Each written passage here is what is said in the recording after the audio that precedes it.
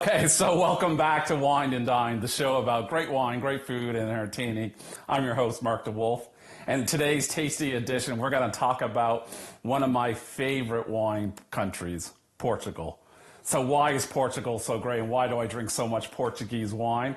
Well, it's got a lot of good things going on for it. So first step is diversity. Diversity of climate and terroir, that fancy wine word that means that combination of soil, topography, and weather conditions. You know, Portugal is a relatively thin country. One side you have the cooling effect of the Atlantic Ocean, other side you have a mountain range. So this gives us a lot of diversity of elevations, climate, and then soil differences, which means we can make a whack of different styles of wine. Secondly, indigenous varietals. Portuguese wine rocks because it's not the same as the rest of the world. It's not dominated by Chardonnay and Cabernet Merlot, all great grapes. But what's interesting about Portugal is we get indigenous varietals like Touriga Nacional, Baga, and others that are meant to be grown where they are. Third thing, we now have modern winemaking in Portugal. 40, 50 years ago, it was a little rustic and a little traditional. Now we have some really exciting, amazing winemakers producing top quality wines that rival anywhere in the world. What else is great about Portugal? Well, food and wine. I mean, the wines have freshness to them, particularly the central and northern styles, perfect for pairing with food. And even the classic region of port, the Douro, where port is made, that's going under some evolution too, and now we're seeing some dry table wines emerge from there. So in a moment, we'll talk about my 4 exciting places in Portugal to visit and try their wines, and then we're going to make a really decadent, slightly messy sandwich that's going to wow you. We'll be right back. So welcome back to Wine and Dine. Now I'm going to talk about some of my favorite places in Portugal to try their wines. So the Alentejo in the south is a great place. I mean, it was some of the first vineyards to try international varietals, but I think some of the more exciting stuff is coming from their classic varietals like Aragonés, which we know as Tempranillo in Spain, or Alicante Bouschet. But I'm going to feature 4 classic wine regions and tell you why they're so exciting. So first off, Vinho Verde. So this is in the northern part of Portugal. It's an area near Porto, but relatively close to the water. You know, in the old days, they were just very light and spritzy and fun. But now, more and more, we're seeing more serious wines come out of Vinho Verde. Many of them are making wines from single varietals. Like this wine is almost all Alvarinho. So a little bit fresh, a little bit fuller embodied, but still lovely acidity. I love pairing Alvarinho with all sorts of seafood dishes.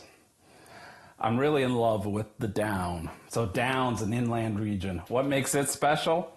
It's the high elevation of its vineyards.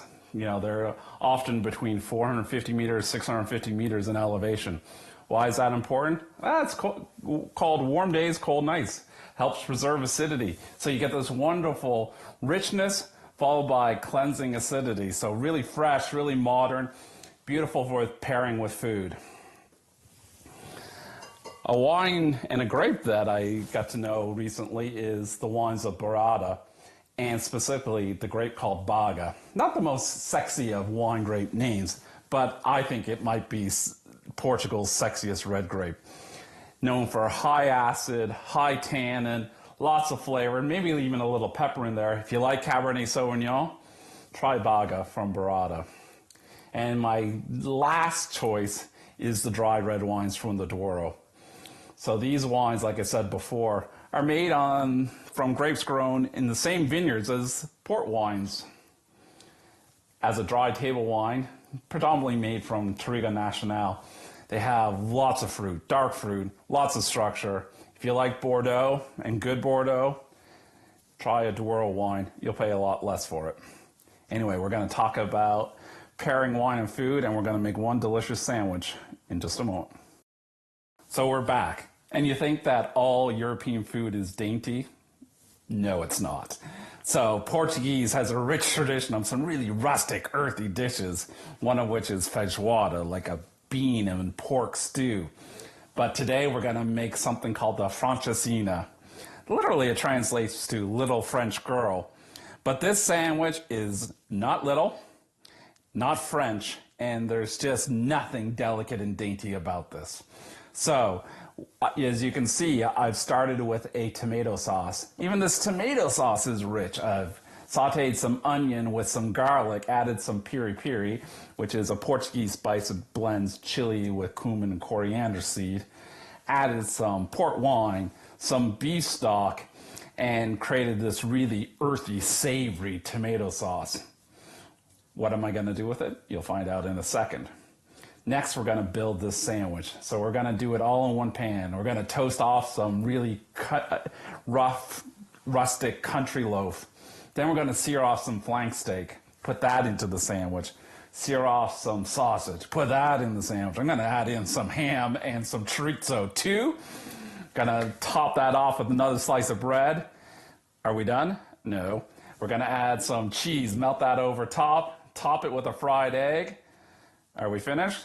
I don't think so. We're going to add that tomato sauce over top, and you are going to get the sloppiest, best sandwich for your next game day occasion, and we're going to pair it up with a lovely red wine from the Down region of Portugal. So, in a second, we're going to go to the stove and make one decadent, delicious sandwich.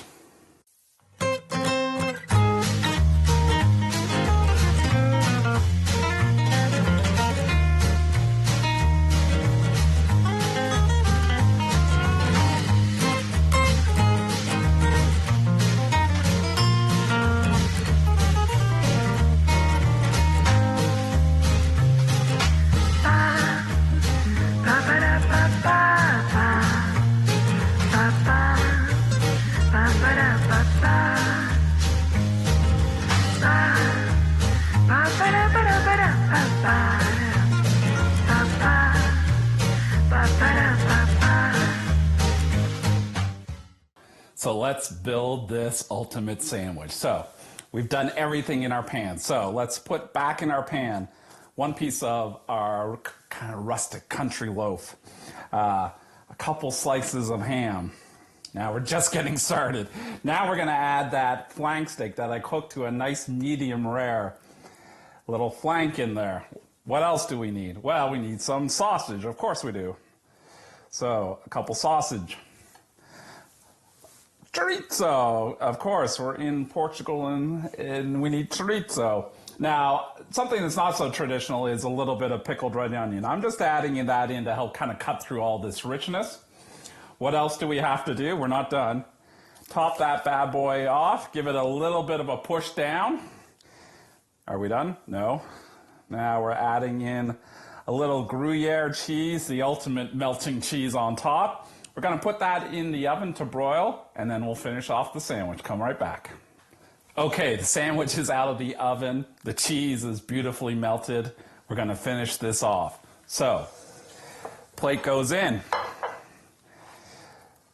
Sandwich on the plate. Traditionally, you serve this with, this might be the French part, French fries. So some French fries around the sandwich. You could do just roast potatoes.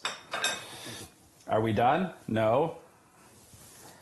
We gotta top it with an egg. It looks complete, but it's not. We still have that tomato sauce. Now I've made this really rustic style. I haven't pureed it at all. It's just nice and rustic. That over top.